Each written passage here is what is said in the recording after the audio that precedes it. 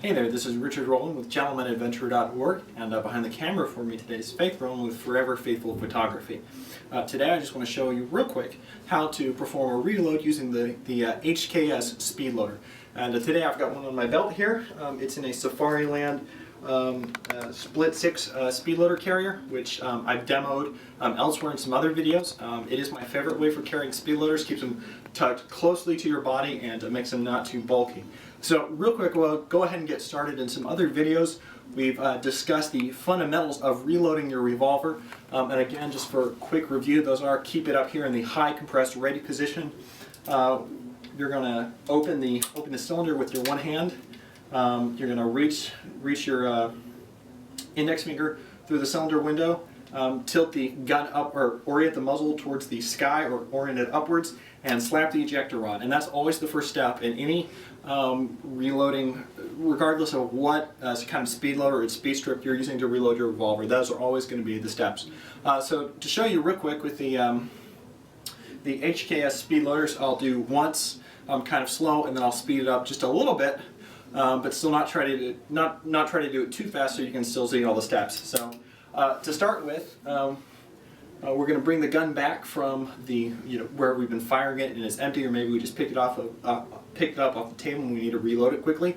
So we're going to bring the gun back into this high compressed ready position. We're going to open the cylinder like all the basics we talked about, orient it upwards, slap the ejector rod, and now this is where it gets different from the Safariland Comp 2 reload. So whereas with the Safariland Comp 2, we're going to tilt it back down and go for a reload over here. In this case, what we do is tilt it back down, and as it's tilting down, we're going to cradle it in this offhand. And when we cradle it in this offhand, we want to take our offhand thumb and wrap it around the cylinder just to make sure the cylinder's not going anywhere. So again, you're going to orient the gun downward now, and cradle it in that left hand and wrap that offhand thumb around the cylinder. Now once you've done that, your right hand can go back down towards the reload where it's on your belt. Remove the reload, hold it by the knob on the top, insert it into the cylinder, and just give the knob a twist to the right. Once you've given the knob a twist to the right, you can let the speed loader drop. You can close that cylinder with your offhand, and you can get back in the fight. And this is one thing that's very important when you're doing a reload, is to make sure whatever your method of reloading is, whether it's one of these, whether it's a Safariland Comp 2 speed loader, whether it's a speed strip, we want to make sure that when we're done with it, we're just going to let it drop. I've actually watched in competitions and at the range when some people will drop it in their hand and try to put it in a pocket so they don't lose it, or they'll, I've even seen some people fairly enthusiastically chuck it over one shoulder.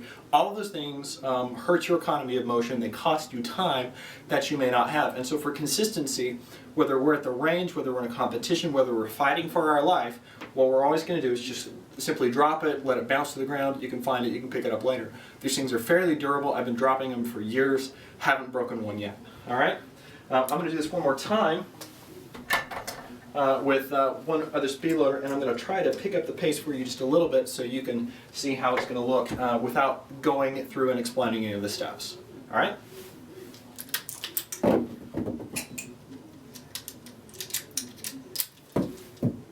Back in the fight.